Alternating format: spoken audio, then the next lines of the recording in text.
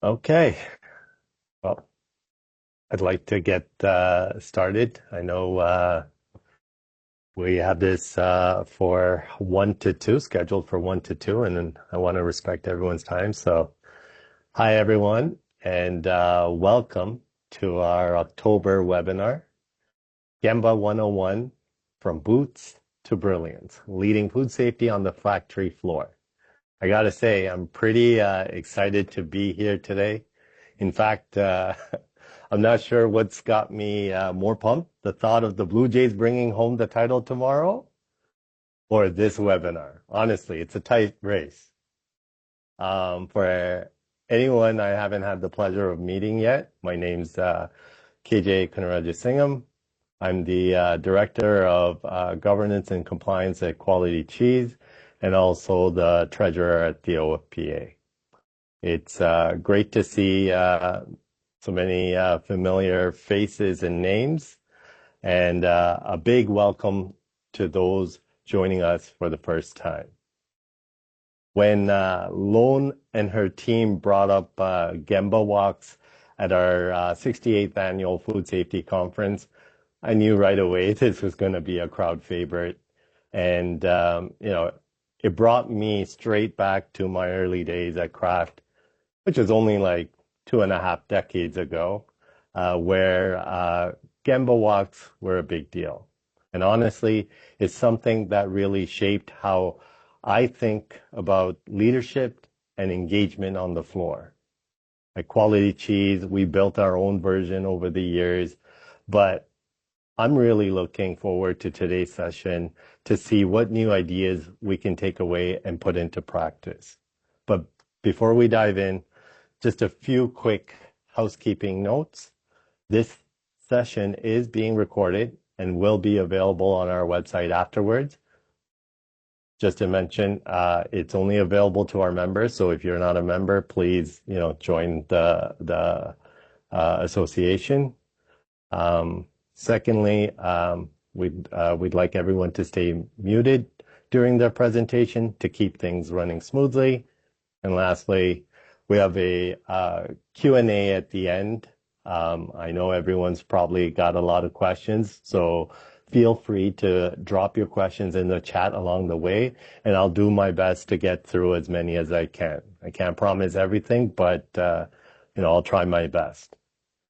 And now, without further ado, or as I'd like to say, without further cheesing around, I'm thrilled to introduce the incredible team from Cultivate SA. Dr. Lone Jesperson, along with John Boyce and Dr. Heidi Gao. I'll hand it over to them for a quick intro before we jump into what's sure to be a fantastic presentation. Thank you so much, KJ. And thank you very much to OFPA for having us today. John and I, we had such a good time at the OFPA meeting in Toronto. We talked a lot about that. We do a lot of presentations at Cultivate SA, and for me personally, the OFPA meeting was definitely in the top 2 for 2025.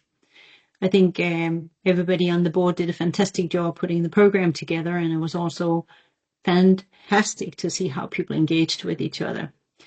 It's always good when you actually have to get to start measuring decibels as a form of engagement, and you get to the point where you're exceeding the noise coming out of a jet engine, and that was almost what we had in that exhibition hall. So thank you very much. I'm really honored to be joined by Heidi and John on this particular webinar. And Heidi and John, I think we should jump into it. Would you agree on that? Yeah, that's good. Yeah, because we've got some I think some interesting comments or content to share with you, and hopefully there's also lots of questions. That's really what we like. So first and foremost, if we just go to the next one, we are a small team in Cultivate, but we work tirelessly every day to eradicate foodborne tragedies, and we do that by focusing on one culture at a time with our clients. And I wanted just to kick off with, and then I'm going to hand it over to Heidi after that, with just talking a little bit about what is Gemba. Heidi's then going to talk a little bit about what is Gemba not, and John is going to interject with some questions along the way. I shared this when we were at the meeting as well, but I just want to reiterate how we can look for measurable impact of mature food safety cultures. And the first header that we come forward with is really around stability. So we know that the more stable your leadership is, and that is at the plant level or at the company level, at the front line for those that work with your frontline team members every day, the more mature culture you have, the more stable we also see leadership being. And the example here is simply to say that in our top 30 clients, over the last 3 years, 61% of them had turned over their food safety and quality leaders. So that gives a sense of course, opportunity, but also some instability that really influences how mature your culture is. The second factor is one of presence, very relevant to what we're talking about here today. And we know that the more mature the organizations have a greater leadership presence. And that means that anybody from senior level in your company, plant management, frontline leaders as well, they show up on the plant floor. They have conversations with team members. And we have in 15 of our clients been able to measure a significant impact on GMP practices when there's a good presence. And the more mature, the greater the presence is what we've been able to measure. As number 3, we're looking at team health. And team health, we measure through psychosocial factors. And KJ, there might be a topic there we should come back to, because it's really critical as for how your teams at the front line feel coming to work every day. Are they in an environment where they can speak up? Do they have control over what they're doing? Do they have impact on what they're doing every day for food safety as well? And we know in 5 of our companies, we've been able to associate that maturity in their culture to also more near misses raised. And that sort of makes sense. The more comfortable you are, the more safe you feel, the more you are likely to speak up as well. And the last factor is all about that frontline obsession. More mature cultures have a greater obsession with the frontline. So they almost turn their pyramid on its head and say that everything comes to the point of the pyramid at the bottom, and that's where the front line is. So everything we do have to be thought through as for how is this going to impact our colleagues on the front line. So if we have a new piece of equipment that's coming in, how is our frontline team members going to be involved in making sure that they give their input and also that they can give feedback on it once it's up and running. So that directly links into cost of quality. And we wanted just to start here when we talk about Gemba, because both number 2, presence, and number 3 and 4, they're really impacted by to what extent leaders show up and show that they have 2 of these, 2 ears, 1 mouth, and they're willing to use their ears more than the mouth. And Gemba is just a great way to practice that. So what is Gemba? There's a number of things that we wanted just to make sure that you take away from today. Gemba means real place, or where work takes place. In Japan, they would say you go to the Gemba, which is really where the temperature of the chicken breast is taken. It's where the cleaning up with the allergen yellow scoops happen. And when we talk about Gemba, it's all about how leaders can go and actually observe work directly where it happens. Probably more important, they engage with those people that work there. And by doing that, can identify some areas where there might be some elevated risks or some issues that have to be fixed.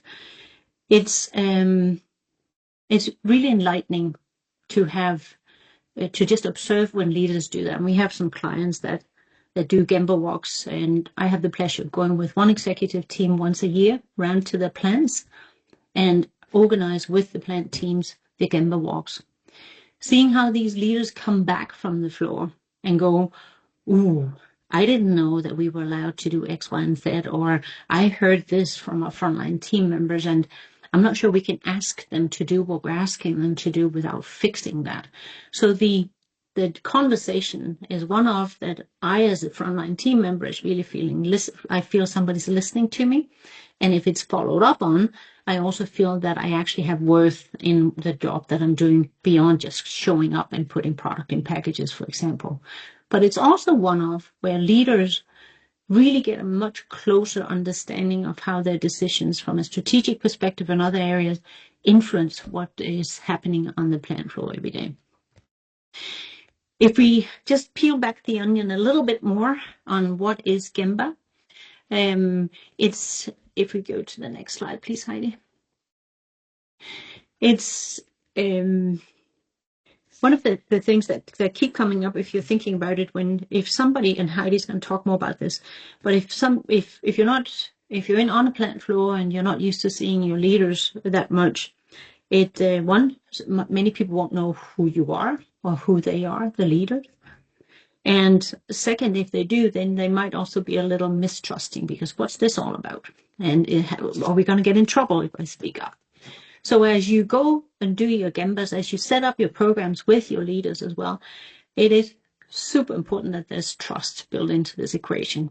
And what that means is that it's very clearly communicated with everybody what Gembas are about, that it's not about a gotcha moment. It's not about catching anybody out.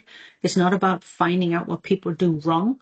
It's about listening and really showing that we're here to ensure that we continuously improve what we do for food safety and not just going out with a clipboard and saying, did you do this, and this? But again, Heidi will show you much more of that.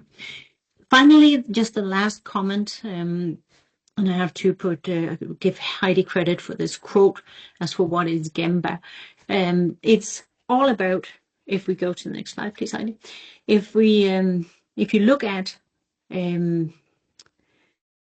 Gemba and you look at that obsession with the front line that we looked at in the first slide, you have to do Gembas by going anywhere to look for how work is done and what you can do for the people that are working in those areas. And if you go with that mindset of what can I do for Heidi and John if I go out and they're doing work in one of our lines, then it's a whole different exercise for you from a psychological perspective, because you're not there to tell people what to do. You're there to see what you can do for them. And I think that's really important to keep in mind. So we'll peel back the onion a little bit more on the process. But Heidi, that is Gemba. What is Gemba not? So what is Gemba not? So we've got a picture of two ladies here that John, Lona, myself and the rest of my colleagues at Cultivate spend a lot of time with people in food manufacturing and retail and hospitality, and talking to teams of people, the kind of teams of people that you work with, about what kind of things they see and hear in focus groups and walking around plants. And something we hear quite often is, I don't see my leader, or my leader doesn't talk to me. Or sometimes we hear, my leader does talk to me, but all they talk about is how much have we made today. And another issue that we find is if we talk to people about reward or recognition, we hear, well, I think there's an Employee of the Month scheme, but I don't know who won it. Or somebody can't remember the last time someone said thank you to them. So these are some of the typical things that we hear from people working in manufacturing, in retail, in hospitality. And it builds disengagement with your teams. So this is one of the things where Gemba can obviously help, and we'll get onto that a little bit later. But one of the things we see in some manufacturing places, especially from managers, is we do Gemba already, but actually when you dig into the detail and peel that back and say, well, what are you doing? We hear of people doing health and safety Gembas, but actually what that means is going and checking that fire extinguishers haven't expired or fire doors aren't blocked. It's all important, and facility inspections for glass and hard plastic, that's all needed, but that's not what Gemba is. So Gemba isn't about facility inspection. Facility inspection is something separate. It's something that we need to do. It's something we need to make sure that the facility is in the right state, but that's not what Gemba is.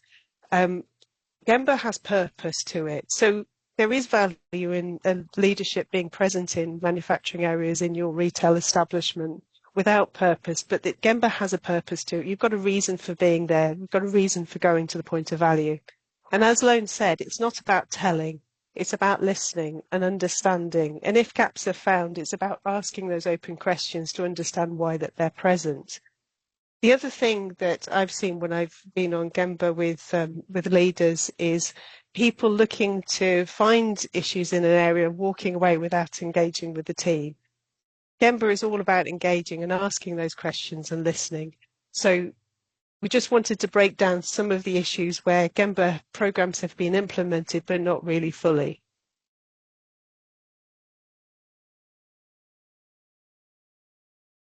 So if we take that, what it is and what it's not, and just say, okay, so what's the practical process, or some tips there that you can take away for Gemba? We're suggesting a 3-step process, and it really starts with a really solid preparation. And this is because it's not just, like Heidi said as well, it's not just about going out and just doing a random walk and then walking away without talking with people. So because we're asking some leaders who might not might not be so close to what's happening on the production floor every day, then defining what's the scope of the Gemba walks, making sure that it's defined as for how long time should they take, so that leaders can get these in their calendars, so that it happens and they don't have to scramble to be ready for it. Because we also, and we're going to share some examples of this, we do these Gemba cards with a lot of our clients, because when we have an HR manager, for example, who's new to a company, we can't really expect them to be able to go out and then ask questions, detailed questions around why are you storing your brushes or your scoops this way, or what do the colors mean, or how do you verify a metal detector, because they might not have that detailed knowledge. So the Gemba cards is really a good tool for that. Then it's about take the time to train your leaders, and I don't think that's I don't know if you agree, Heidi, but I don't think it needs to be something that takes a long time. Yeah. I think it's training can be, you take 10 minutes in a management meeting one week, and the next week they do the Gemba walk, right? So that it's really practical that way. And then you do the delivery. So now it's about you walk up to an area. Let's say that Heidi, John, and I will work around this metal detector. You are the one coming out doing a Gemba walk, and maybe you have somebody from another functional area with you. Then you go up to the three of us and you say, hey, my name is KJ, and I'm a plant manager, and I have with me our HR coordinator whose name is Bob. And we're doing a Gemba walk today, so we'd love to just hear from you what's going on when you do these activities around metal detector verification, because it's not what we do every day, so we'd like to learn and listen to you. So then when you have your open-ended questions, you say, hey, so I understand the verification is important. Can you tell us more about that? And then people have the chance to really give you some insights. I think it's important not just to walk away and say, well, thank you, and then walk away, but have it clear. So that's really important. And I understand from you that we are sharing passwords for resetting sensitivity levels on our metal detectors. Do you think that sounds like something we shouldn't be doing? No, that's right. Okay, let me take that away and just see if we can actually figure out a way for that not to happen in the future. So again, my name is KJ, and I'm going to make sure that we take this one away and do something with it. And then you positively reinforce how willing they were to share with you as well. In the review, it's then about saying, so this password that's being shared for metal detector sensitivity setting, what do we need to do different there? And is there some continuous improvement? Is there some feedback that we need to get back to the operators in the area? That's one thing that I think is super important for the success of Gemba walks, is to say, go back next time that somebody has a chance. KJ is on the plant floor. Might be this time with Susan, who happens to be the COO for the company, and go back to the metal detector, go back to the team that does the verification and say, hey, Remember we talked, and I have Susan with me this time. Just want to follow up on that. This is what we are going to be doing around that password issue that you brought up. That will get you to that frontline obsession. That will get you ultimately also into where you can start to measure some impact on your cost of quality, your near misses, and also generally speaking, how willing your team is to speak up. Heidi, anything you want to add in at this point? Oh, John has a question. I know that face. You can see it on my face, Lon. Since this is Gemba 101, and maybe people have not done this before, can you speak to how do we get that senior leadership team to buy into this idea of getting down on the floor routinely, especially if they've not done so in the past? Heidi, I'm going to give one thing, and then I'm going to want to hear from you because you have lots of experience in this. So most food factories or food retail locations have some degree of management commitment that they have to discuss and also commit or have in procedures that they have to do something with. I would write it in there, John. I would say that as part of management commitment is actually for leadership to, on a regular frequency basis, do Gemba walks and also go through the full process where you're saying, is an RCA needed? Is there some CA here? Or CI, sorry. So I would write it into the procedure and say that this is how we in our plant, in our company, defines management commitment. And one of the proof points is actually Gemba. I'd like to build on that a bit. I think this may feel like it's a time-hungry task, but it isn't. Actually, it's something that can be performed in a very time-bound way, fitted into your leadership standard work, but also you can get under the skin of issues before they happen. So Lone's example around passwords and sharing passwords, you start to find out information before the incident occurs, and then you're starting to fix things before they happen. So whilst the upfront time might feel a little bit time hungry on your leadership team, you're starting to prevent things before they become issues. And so that's the drive for me. It's very much a lean mindset and a prevention mindset. Indeed.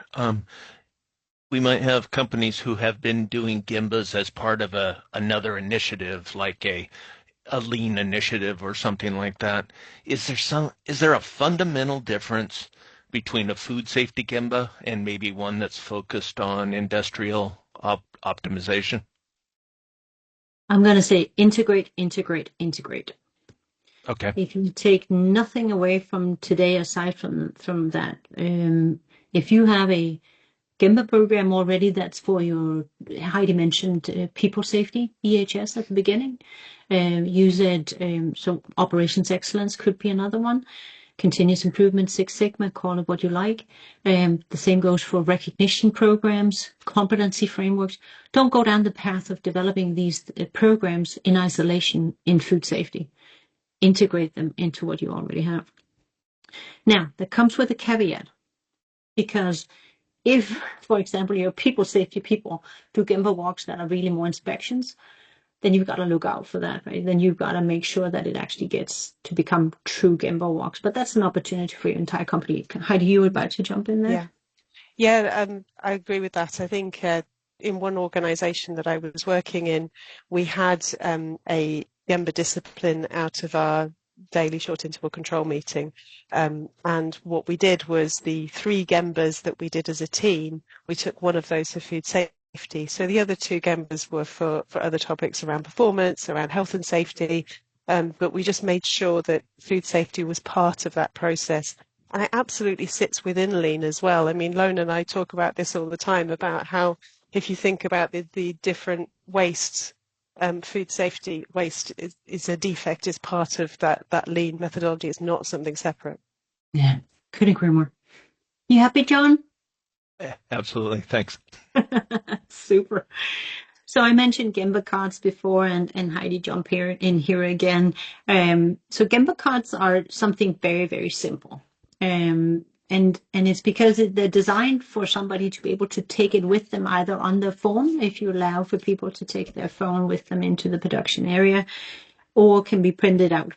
And it's really just to say, okay, in this particular Gemba walk, we're looking for how we might have plastic contamination from blue gloves that lands in product. And this might seem really simple, but again, not all leaders have an opportunity to be so much on the plant floor to really understand what are the details that you and your team go through every day to keep food safe. For example, with glove integrity, like we show here. So a simple card like this, there's a question. Are you seeing any? So it could be, are you seeing any gloves that are, or do you have any problems with gloves in your area that might get ripped, or because of the action you're taking, or because of the quality of the gloves? And then it could be that the leader just needs to see this next card, which is, here's why we're asking this, because that thumb that's sticking out where plastic is missing could actually lead to a contamination in this otherwise delicious chicken pasta dish that we're making. So if we go to the next one, we also have a different type, and that is where there's a little bit more content. And that is to say, there's a question that can be asked of a leader, and then there's on the back of, if you print them out as a two-sided, or again, if they have them on their phone or a tablet, they can also just get a little bit of information as for why would you not want this. So this delicious pasta dish that we saw before that had blue plastic in it. Now we have an additional thing that could happen here with the delicious pasta dish, which is this consumer who has found a nail clipping.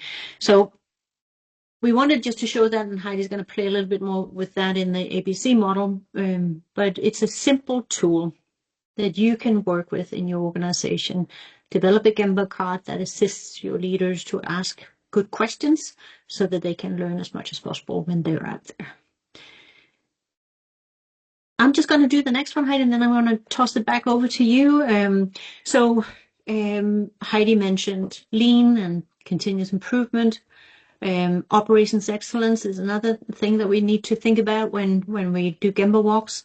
Gemba walks, build them into the routine of your plant. So if your leadership team does a plant walk once a week, a month, or whatever the rhythm is, build a Gemba walk into it. Make sure that it's planned and it's just happening consistently. Consistency is really the name of the game when we're talking about changing culture. With that, I'm going to hand it over to Heidi to talk a little bit about the ABC model that also is a great tool for when we're talking Gemba walks and the impact that Gemba walk can have. Brilliant. So I'm just going to do a little bit of a refresher on the ABC model. I'm sure that it's very familiar to a lot of people on the call. But ABC stands for Antecedents, Behaviour and Consequences, and it's a tool that we use when we're thinking about how we can change behaviours. So antecedents are all of the things that we do to try and drive the behaviours, like training, visual standards, little reminder cards, things on walls. Those kind of things are there as antecedents. They're the tools that we give people to have the information to be able to have the right behaviour. The behaviour then is intended to happen as a result of those antecedents, and then as a result of those behaviours you might have consequences. Those could be good, bad, or completely absent. And one of my colleagues, Sophie, always explains this by talking about driving and how we learn to drive and we might one day decide to speed because we're running a little bit late. And that decision on whether to speed or not isn't anything to do with how competent we are as a driver. We've passed our driving test. But then if we're caught by somebody, by a speed gun or somebody catching people speeding, and then face the consequences of our actions, we might then be less likely to speed in future, or certainly for a short time afterwards we'll feel the impact of those consequences.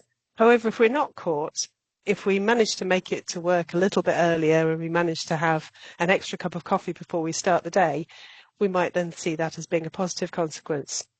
And consequences are really impactful as to whether the behaviour is repeated, but the antecedent needs to be there as well to make sure that people know what they're doing. So one of the things I really love about Gemba is that we have elements of the ABC model in the whole process of Gemba. So to start off with, we've got a Gemba card, which you can use as a little bit of a micro-learning opportunity. And what we know and what you can see in research is that people who do training as one-off events is actually really ineffective. and having micro-learning opportunities to refresh people's knowledge or to build on that knowledge can be a way of improving people's awareness of a specific issue. It's also an opportunity, as Lone said, to upskill leaders. So leaders outside of QFS functions like HR or procurement, finance, might not be aware of some of these rules. They might have only done one short training course themselves. And so by having some short facts on Gemba cards, we've found that this can help both upskill our operators and our leaders in this process.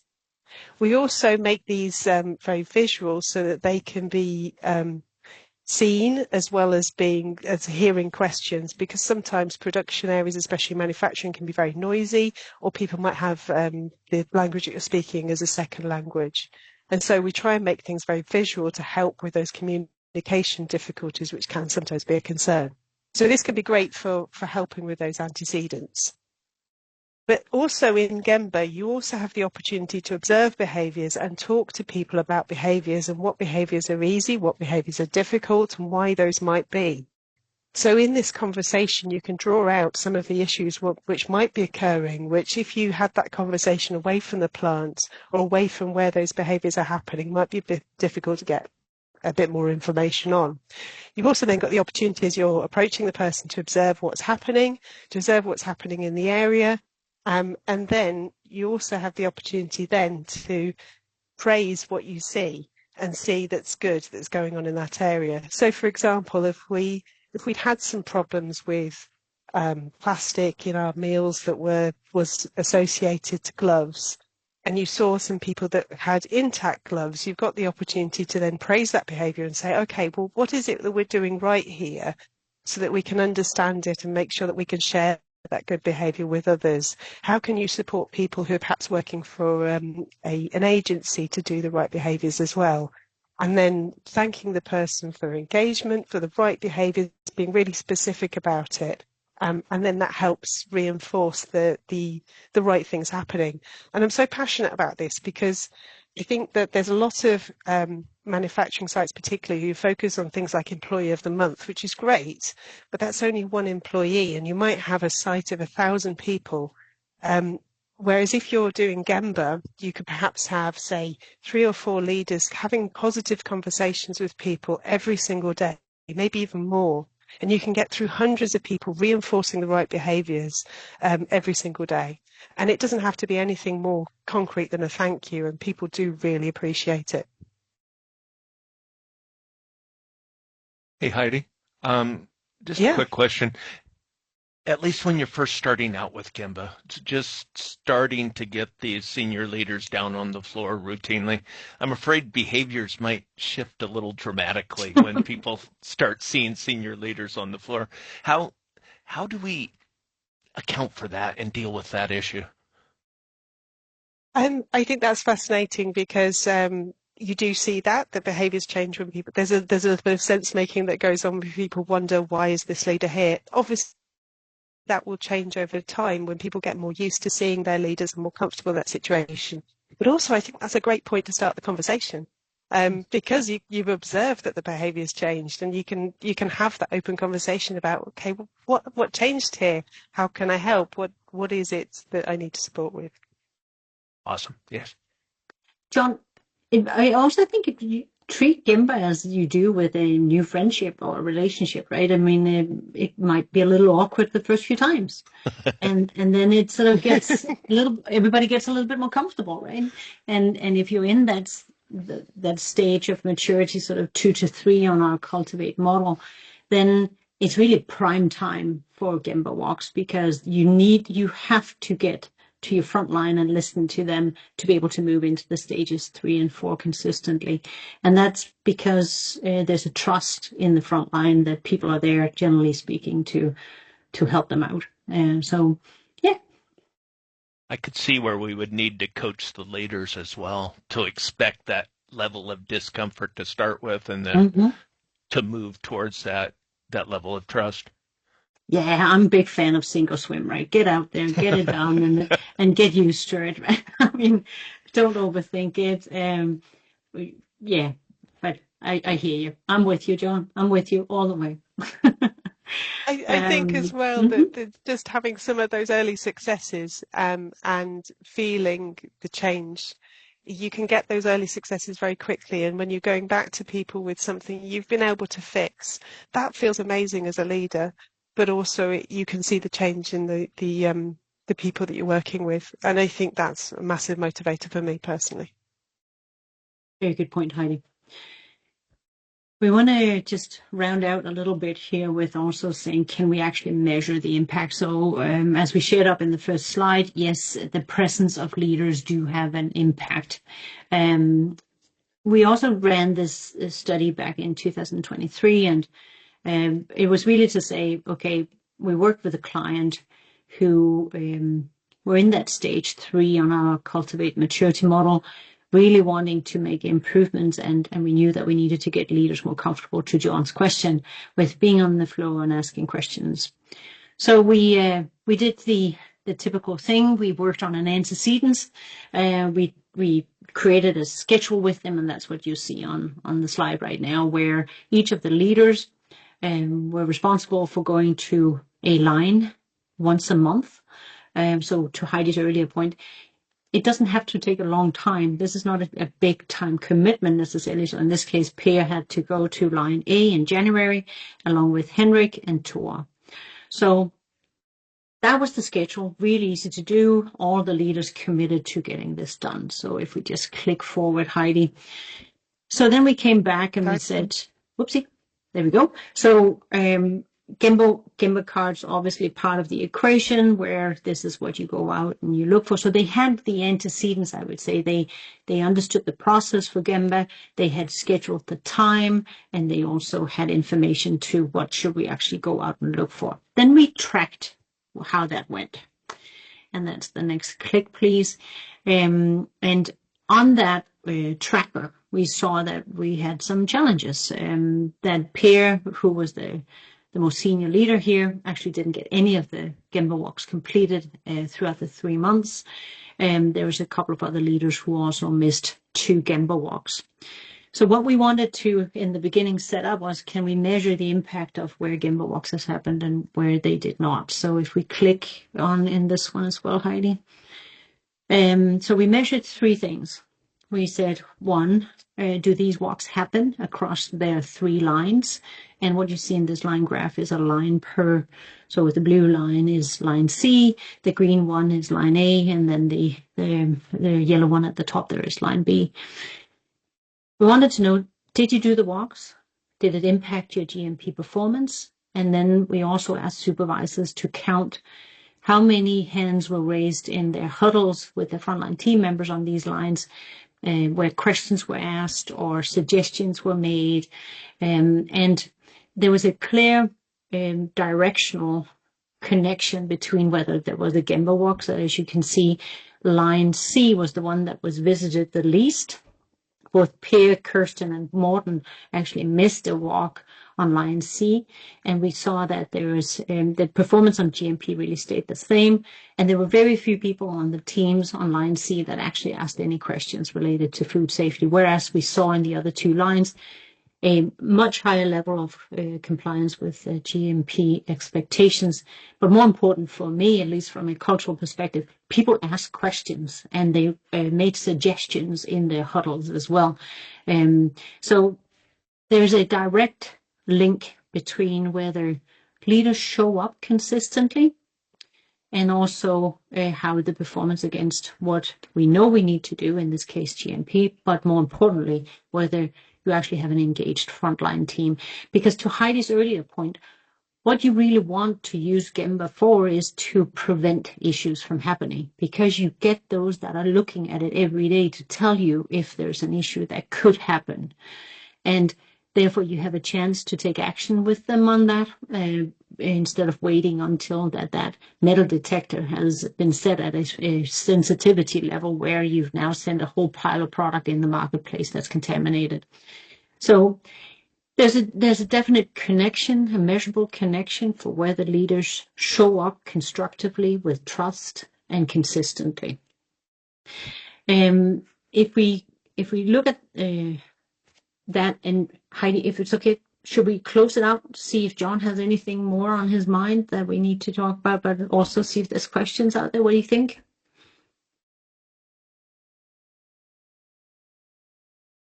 I am good. I think we should move on to people's questions. I guess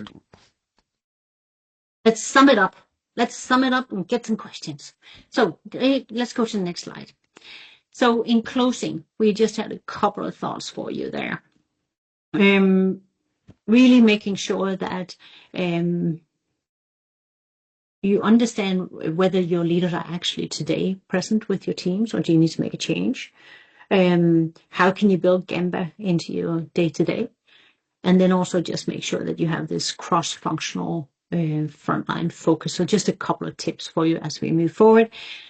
We're going to shamelessly make a plug for our book as well. And it's only because Daisy and us, because we have summed up with the help of John and Heidi and the rest of the core team and cultivate some of the learnings we've had over the last decade of doing work around food safety culture.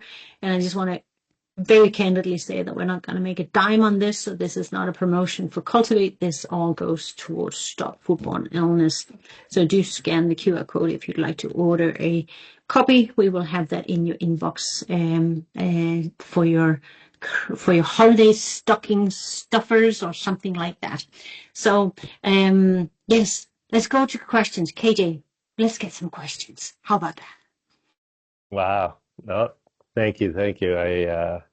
That was a wonderful presentation. I got a couple of questions that I'd like to start with. I know the members have a couple more.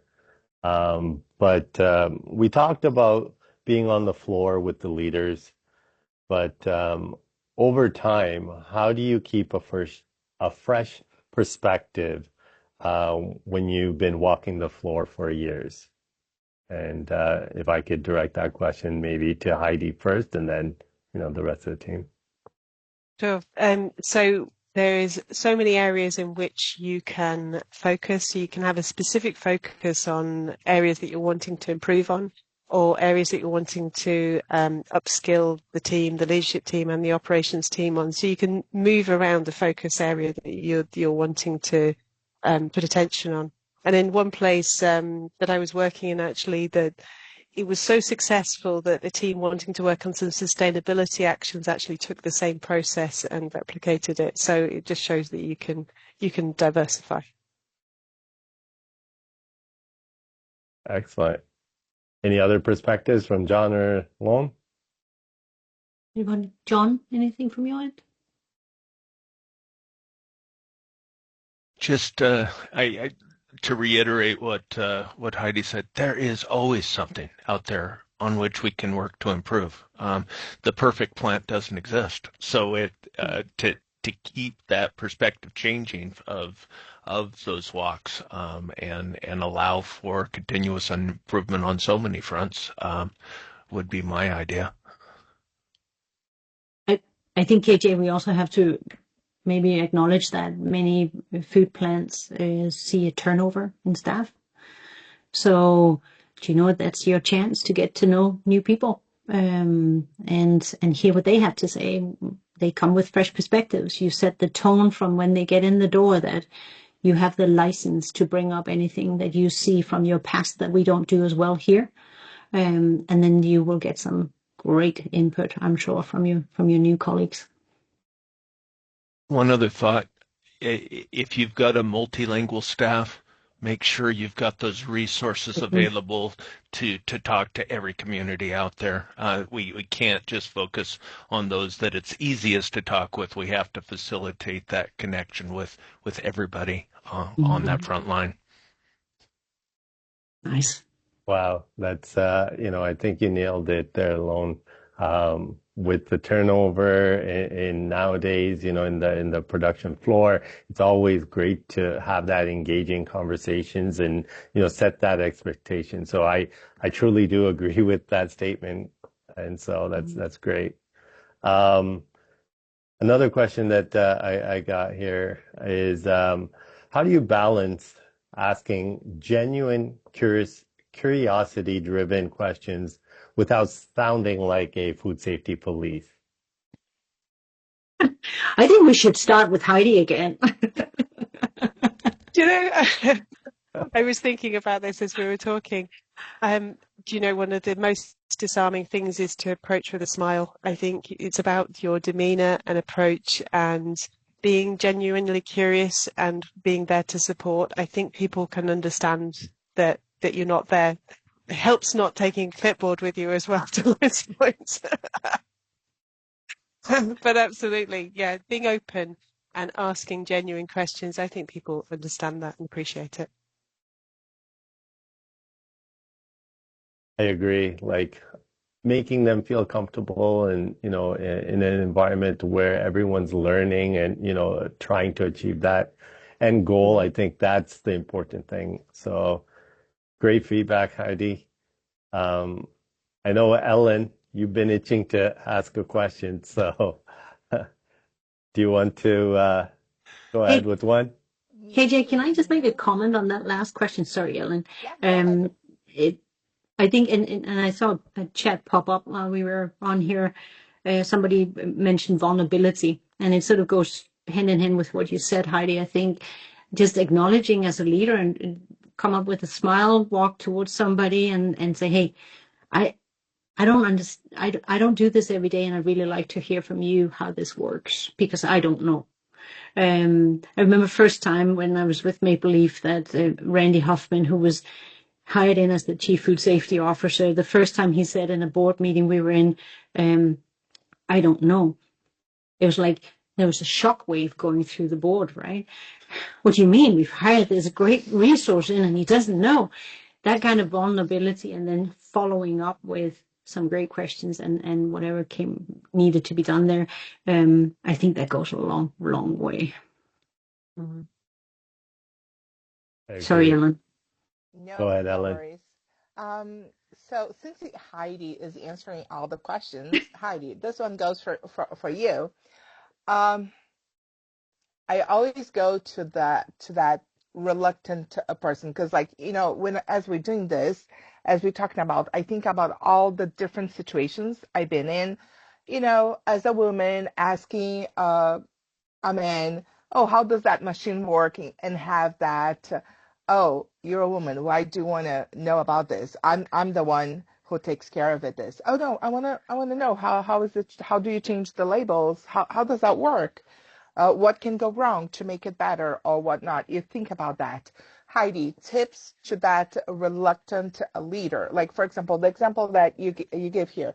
Okay, Piers or whatever the name is, we can name like the person John that did not go into any of the Gemba walks he was scheduled to.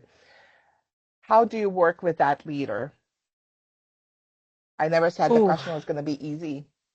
I know you didn't. I think I go back to some of those big successes that I can think of where you've really made a difference, and sharing those with your leadership team where it's actually been successful. I can think of an example in one place I worked in where there was an operator who was working there who was very frustrated and was quite angry when I spoke to him. And I was going to the Gemba on actually something completely unrelated, and we did get a bit sidetracked, which is not the intent. But he had a health and safety issue that hadn't been resolved. And actually there was some action happening, but nobody had fed back that the communication to him. So I was able to get an update for him, come back to him and feed back to him. And the way his behaviour changed was absolutely astonishing. You wouldn't believe it was the same person. He even sent out an email saying thank you to the person who actually done the work, who wasn't me, who was doing it in the background but hadn't communicated it. And I think seeing those behaviour changes can help even some of those more reluctant leaders see actually there is value in this. It is that first awkward beginning. Yeah. For everyone, for sure. Yes, and absolutely. Lone, you look like you were about to come in. Yeah. I find it, I mean, I don't think it's necessarily a gender question. I think it's it's going back to that trust and respect, that you show up knowing that you're not the one that knows most about what's going on here. You're here because you want to hear from the person who does. And then you want to be able to say, so I'm going to follow up on this particular thing that's not working, and then come back and follow through. And I mean, my first years on a production floor was in the automobile industry with some really interesting characters, and it was about showing up and saying that I don't have the answers, you have the answers, and I'm going to help if there's some things that needs to change. And that's again back to that obsession with your front line. And I think that's a cultural thing, whether an organization decides to be obsessed with their front line or whether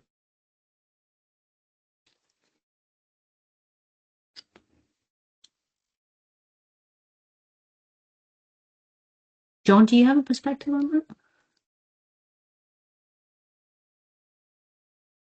You've been on lots of fishing vessels out in the midst of the Bering Straits where there was absolutely no lifeline. Oh, probably, hopefully there was, but Yeah, I think, how do you bring a specific leader along on this journey? I don't have an answer to that other than maybe peer pressure. If everyone around them is participating in this and we've got just one person in the C-suite who, for whatever reason, thinks this is beneath them, then maybe the peer pressure of the others who are down there on the floor will eventually bring that person along. But it's we have to have that buy-in from senior leadership and plant management to make this happen. We have to have that. However we get there. What do you think, Ellen? Does any of these answers make sense to you? Oh, absolutely. It makes sense. And then, like the real life, it is the part that sometimes it's hard. Like the beginning of any program, it's usually a little bit more complicated, and then you can move forward. And then we also have to be conscious that there are some companies that they don't want to do what they're supposed to do. Sure. Unfortunately, there is. Mm-hmm. And be mindful of that, and do the best work you can, and look for alternatives. Might not be the top leader, someone below it, and you're gonna still have an incredible result. Mm-hmm. And people know that I keep asking questions until someone does. So, Lone, do we have a date for the book? We No do. pressure. No, pressure is good. Pressure makes diamonds, I learned the other day. So we are going to be shipping books the first week of December, which I'm really excited about. And I have to just big shout out to Heidi, who has done a ton of work with me on the book, and really encourage you to grab a hold of a copy, and we'll send it to you directly. And we also we might take the opportunity to come back to you and ask you what you think, because I'd like to put out a volume 2. Heidi's going to fall off her chair now. So be ready for volume 2. But let's get this in your hands and see what you think. Is that okay, Ellen? Yes, it's perfect. And then since I'm asking questions, because no one's raising their hand, I'll keep asking questions. So I'm gonna, Heidi and John, because, you're quiet today, John. I don't recognize you. And Heidi, it's a first. I know you like to talk. So can you share me an example? Because you all I like live examples, things that happen, something that surprised you during a walk, something like unexpected. And I'm not talking only about the negative. I also love, positive experiences. For me, I think it is when you see those aha moments, somebody who's got years and years in the industry, but yet they're out there on the floor and they actually start opening their eyes to what's actually happening on the floor. They thought they knew it. They thought they knew, and that this process opened their eyes and allowed that old dog to learn a few new tricks. and it's a powerful program. It's a powerful program. John, if I can just add Yeah. just a couple of comments to what you're saying. It is powerful. I think I was with a client of ours that's on the east coast of the UK, and the leadership team, 2/3 of them had never been on the plant floor. And we had some Gemba cards that I brought with me. Our colleague Sophie had designed those. And they were out on the floor. They spent 60 minutes in a specific area, went out in pairs of 2. So the HR manager was there with the production supervisor, the finance manager was there, was the, I think, purchasing person. So they went out and they asked their questions. They came back. Don't shortchange yourself the debrief session, because it's magical. When you get them back in the room and they start to talk about what John just said, what they've experienced when they've been out there. And when you then start to sum up the critical few, so they took away 4 actions that went into the action registry that they were then going to be following through on. I think that magical moment when they come back and they go, I didn't know, then you know you won, right? And I think that's just magical. Sorry, John, I just had to build on that. Heidi, you were about to jump in there as well. No, that's fantastic. I don't think I can beat that alone.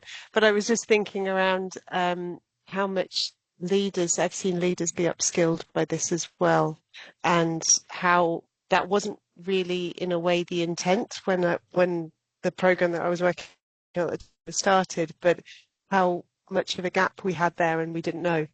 And we started to have those conversations about things that had been wrong for quite a long time with people as well, and really get under the skin of things that we didn't know as leaders, which is fantastic, because then you can actually start to properly fix things rather than putting sticking plasters on them. Wow, Absolutely. that was fantastic. You know, I think a huge thank you goes to Lone, John, and Heidi for such a insightful and inspiring session. I think we can all agree that there was a lot of great takeaways, and like John mentioned, a few aha and light bulb moments in there. You know, for me, you know, the Gemba cards and using double-sided approach when you're on the floor, I think that was great, something that, you know, I didn't even think of, you know, doing. So definitely a big takeaway for me, as well as being vulnerable, right? And understanding that it's a learning experience for improvement. As long as, you know, everyone's on the goal of continuous improvement, I think that is the key, right? So just to kind of sum everything up, we will be posting the recording soon on the OFPA website. So members, you can rewatch it, share it with your team. And lastly, I'd like to leave off on a note, as Bugs Bunny would say. That's all, folks. Thanks for joining us today. Your engagement and questions always make these webinars, you know, so much fun. And here's to the Blue Jays. Hopefully, you know, we take this weekend and to great new Gemba walk ideas to bring back to the floor. That's my cheese comment and cheese joke for the day. Thank you, guys. Thank you so much, KJ. Thank you very much. Thank you. Bye. Bye. By the way, someone just said